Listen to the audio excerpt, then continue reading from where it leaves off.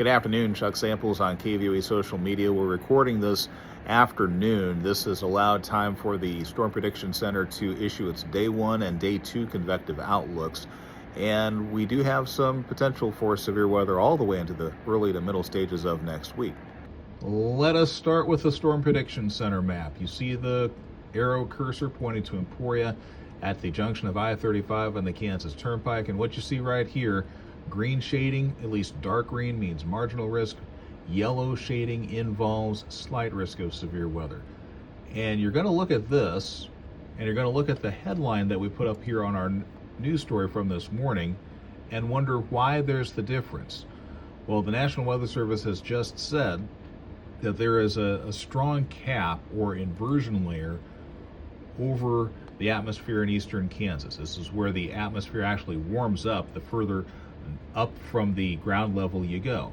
And with that in mind, it gets harder to make thunderstorms, and severe ones at that.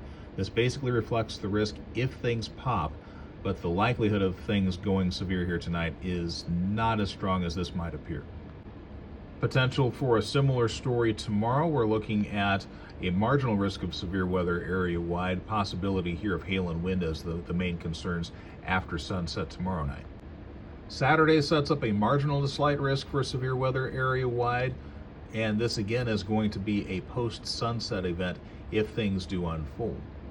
Now we get through the Sunday through Tuesday portions of the forecast period, and as you can see, we're looking at 15%, generally speaking, means a slight potential for severe weather.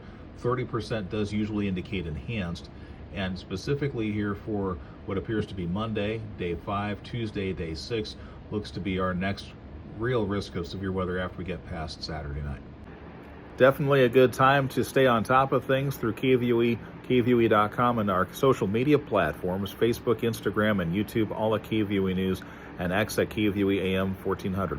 We'll definitely keep you posted, and we'll be breaking in as warranted, as needed, on KVOE, on air, and online. This YouTube Shorts brought to you by Longbine Auto Plaza, driven by LongbineAuto.com. I'm Chuck Samples, KVOE News.